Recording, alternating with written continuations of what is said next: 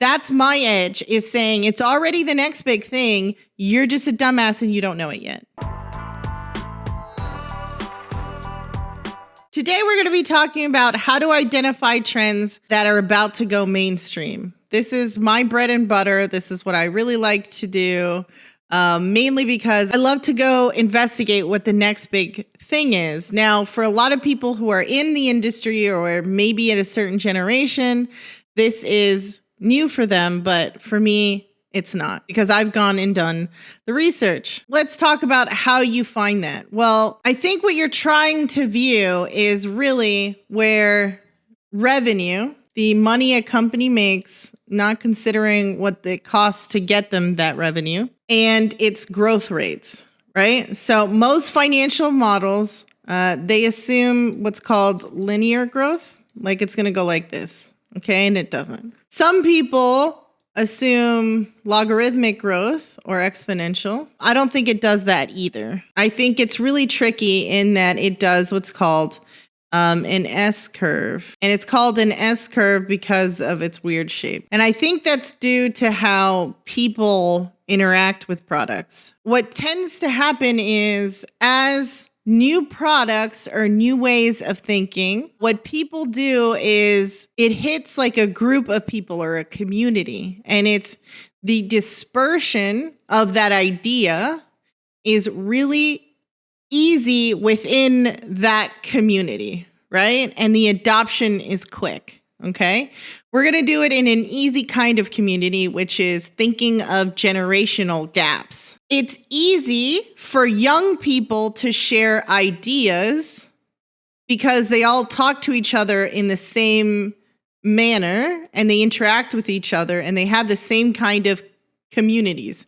They have kind of a generational experience. Everyone, let's take, for example, everyone who went through COVID this year had a different experience of it, right?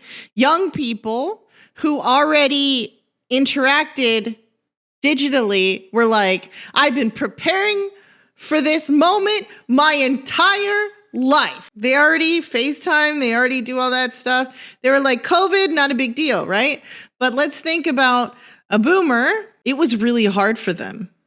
They don't interact digitally. They don't just call people all the time. They don't text very much. They just recently got iPhones, okay? The information dispersal about the fact that maybe they should consider Apple as a leading player didn't hit their consciousness at the same time that it did the community of young people. For example, crypto hit the development community first. Why? Because, well, crypto is essentially software applied to finance. So it'll hit that community, and then as it hits another community, it'll continue to accelerate. And in between these S curves are mispricing, okay, in these little gaps. And we're going to color it green because that's where the money is, in my opinion. And each of these S curves in technology, as far as adoption, have different names for them. The first wave is early adopter, right? These are your people who adopt any kind of thing, right? It could be technology. It could be a new way to eat. It could be a new diet. It could be a new way of exercising. It could be anything. But typically the people who are deep within that culture or that society are the first ones to adopt it. So let me say all the cycles. Okay, so you have your early adopter, your early and late majority. So that's where your mainstream is. And then you have your neophytes, with innovators being the first. And the places that signify where you are on this scale is how many people are using it. Okay, literally everybody has to use this thing for it to be mainstream. Now, I'm most familiar with the numbers for Amazon. If you believe me, which you're probably not, Amazon is still an early majority. Okay, so out of all retail, there's still, as of the end of 2019, only 5%. The point is, things are a lot smaller than they seem. And that's what I want you guys to understand, because the stock market is a forward discounting machine. So they are pricing in all the future that they think may happen. Because the reason why I want to discuss this with you guys is most of the time, the first, I guess, rejection that people always say when I say, you know, this is gonna be the next big thing because it already is a big thing. That's my edge, is saying it's already the next big thing. You're just a dumbass and you don't know it yet. And that's kind of what happened with Amazon. They became almost 70% of e-commerce sales almost overnight. But they didn't become overall retail sales because of that S curve. It has some exponential growth in one group, and people can't price in that exponential growth within that other group. That's where your edge is. For example, I can't tell you the number of people in, you know, just about 10 years older than 5 years older than me that told me that I was an idiot for thinking that Amazon was going to be the next thing or that Netflix was. Is it only a small percentage of total sales? Yes, but it grows. And all of a sudden, as it goes into a group, they all assume it's going to be linear. The problem is being in the flat sides. You have to be patient. Let's draw it again and think of the S curve here is innovator, early adopter, majority, which is mainstream, and then neophyte, right? So let's go through each one and think of where a company is. Let's try it backwards this time. I think that'll help. So what is a current neophyte industry or company? Yeah, oil is, by the time it hits neophyte, it's almost coming back down in price. So I would definitely say oil, right? The top of the S&P 500 about 10 years ago was oil. Apple's kind of on this descent here. See, I did this shape on purpose because Apple's in that last climb where it's everybody has it. The pattern that you'll notice is as you look at the top, if you look at generations and you look at the top S&P 500 by generation, they're never the same companies. Something like 15, 20 years ago, oil, you know, Exxon or whatever was one of the top ones, you know, McDonald's. I would say McDonald's is here. Cable TV, yeah, Time Warner. And they typically tend to hang on there through monopolies. They do just fine, Cypher, but we're capital allocators. This is the misunderstanding. We are capital allocators. It's about having the best place for your money. If you invest in the laggards, you're not going to beat the SPY. You might actually trail it. Are you going to be low risk? Yeah, if you're in a low income situation, sure. Okay, let's go to things that are super mainstream already. Okay, I think Apple's definitely in there. I think it's at the I think it's like somewhere here. I don't know. I mean, these are just my thoughts. So anything in the majority, take Coke, sure. Yeah, banks, I think, are in the majority. Yeah, sure, why not? I think they're heading towards this because of crypto, but computers, laptops, and desktops, I think, are in Neophyte because everybody has one, and really, because Apple with all this iPad and stuff are in the majority. You see what I'm saying? Like, everybody already has it. Intel is definitely on its deathbed. It's not that they're dead, it's that their growth is dead, okay? Their extreme exponential growth is dead. We need more majority things. FANG, yeah, absolutely. FANG is definitely here. I'm looking for exponential growth. Okay, so we're going to go to early adopter. I think Bitcoin is here. The rest of crypto is back here, somewhere in between here. I think Bitcoin is right on the fucking edge of mainstream. Remember, we're still kind of reducing our risk. What else is an early adopter? Okay, I think anything AI, EV is somewhere here, an early adopter. It's right on the cusp of going majority. Some companies in EV are sooner there than the others, like Tesla's in the majority already. It already hit FANG. I think cloud is already a majority. I wrote cloud. I think quantum computing is in fucking Innovator. VR stuck in Innovator, maybe into early adopter, VR. Metaverse is in Innovator. Space travel's an Innovator. I mean, what, only rich people can actually go there? Okay, so how do you identify? For me, the sweet spot is right here. I think this is a Lower risk area. It's already gone through the innovator cycle where it's Kiji. Some stuff never exits innovator. Some stuff never exits early adopter. I think a great place to invest is in between early adopter and majority, because you have less risk here. You're still getting compound growth rates, but you're still taking enough risk that you will be paid for it. And it's especially prevalent in technology, okay? So how do you identify this? Well, you need to go to industry publications, or you find generational. I call them fishing holes. I don't fish for you. I teach you how to fish, okay? Where are you going to get the ideas about what companies are going to be next? Okay, so the place that I think that you should look for is industry or generational fishing holes. So if you want to invest better, I suggest getting to know your friendly neighborhood Zoomer. Step outside of your generation. Start using things that the kids are using legitimately, okay? Because your knowledge is based on your generation. Zoomers knew about crypto before millennials did. Millennials knew about Apple before their parents did. Okay? I know it fucking sucks, but you need to open your fucking TikTok. Maybe if you've never opened WhatsApp or a Telegram app, you could just do Zoomer apps. Okay? Spend some fucking time in there. Airbnb, give them an Airbnb gift card. Should give you a clue, you know? Talk to them. Figure out what they're about.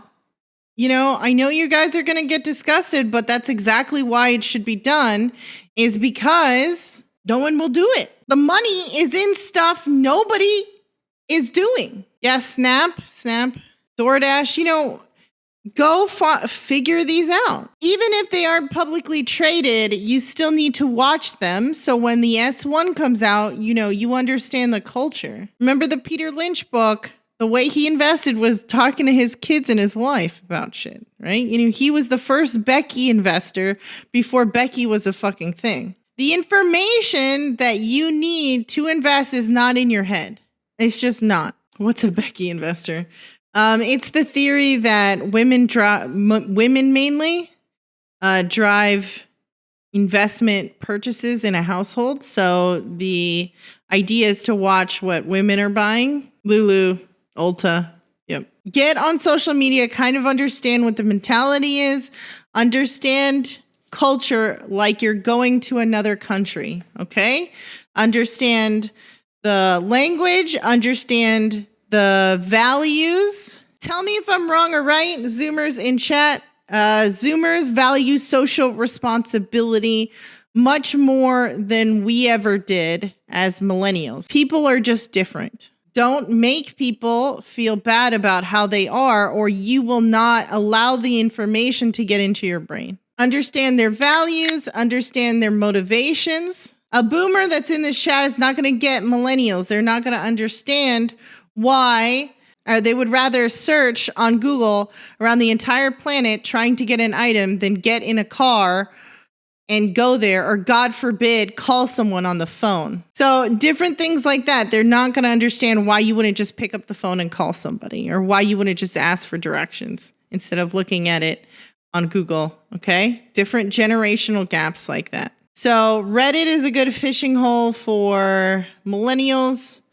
Again, your industry publications on the specific industry that keep track. Okay. So my number one fishing hole for tech stuff is TechCrunch. That's how I always came up to date. Hacker News. Reading TechCrunch made me more money than almost any publication. I think the kind of beginner version, it's very good at explaining shit to people who don't know anything about tech. I'm not very tech knowledgeable, but I still know what people are buying. Next thing, I think in crypto, it's going to be Decrypt or something like CoinDesk, something stupid. If you just read it every day, you're going to get a little bit more up to date. So we'll just go there right now and just read it and kind of show you. So let's take Decrypt. I think the most important article on here is who are crypto's PayPal Mafia? Okay, so you're also looking for performance cohorts there. Okay, so most of the time, people who do well together. So that's one way. And as you read, you're going to start to identify the signs of going mainstream. Okay, what are the signs of mainstream? Okay, number one, infrastructure. You're looking for deals and regulations that allow this new innovator into the space. What are some of that for crypto that were significant this year? Miners, you're getting hot. Government adoption, sure. Nobody's taken on crypto except El Salvador. They're not particularly super significant. You're more looking for infrastructure. Being publicly listed? Absolutely. Those are signs of adoption. That's infrastructure, right? They're allowed on a public exchange. Futures being adopted on mainstream areas. You have to look for infrastructure in mainstream areas. Tax standards, a big milestone was I think it was in 2017, when the IRS finally acknowledged crypto and the rules around it. They sent out a publication about how to tax it. That shows adoption because they're saying, okay, well, fine, you're fucking using this thing. We're gonna tax you. Crypto credit cards, not so significant, but you're close, Eric. Think about being inside the industry, right? Technically, crypto started as money. I know that Ethereum and some of the other ones are more about data and other systems, storage, different things. Gaming, I get it, okay? But we're talking about crypto, how it originally was money. What's the infrastructure that you're looking for? If it's all about settlement of money, then what was the infrastructure that was important? Crypto being added to financial institutional books like retirement accounts. Canada, the Saudis, in Europe, you can all add crypto, spot crypto, being completely publicly listed to your retirement account. And in the US, we can't yet, okay? Sometime last year, the comptroller of the currency came out and made several statements about the custodial nature of crypto and whether banks could transact in it. That was your moment. That was your moment when you started to see it being used for cross-border purchases and for banks to use it as a way to transact. That was the time that it started to go mainstream. Who are the mainstream users of money? Banks. And you can monitor those numbers, right? 1 out of every 4 households in the United States own crypto. Sounds pretty mainstream to me. There's your early majority. And yesterday, while nobody was watching, Visa did a deal that their customers could use crypto on any Visa card while nobody was watching. So all of a sudden, Visa, the largest settler of consumer transactions, okay? Not by dollar volume. So think about that one, okay? That's how you're identifying it. Watching the industry that it's in and looking for mainstream infrastructure, okay? Number 2, you guys already looked at it, adoption, aka how many people are using it. Now, the reason why I put adoption second and infrastructure first, because once the infrastructure is in place, it can grow like a weed. If you don't even need to go buy crypto and you can just use it in your credit card, then why wouldn't you? You don't need to go learn how to do a wallet and take custody of it yourself. Number 3 is low friction. People don't want to do a lot of steps to buy an item, right? They're lazy. They don't want to understand the product that they're using. They just want it to provide a function in their life and to be easy. So as you see companies make the process easier, that also shows adoption because it can move out of the early adopter or the technologist into the hands of regular people. So those are the things that I look for. That's how I think about it. That's how I put down my defenses about learning something new.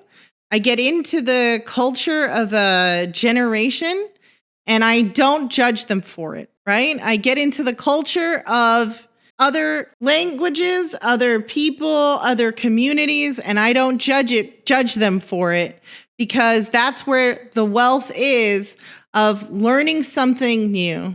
And hopefully this talk helped you to get there.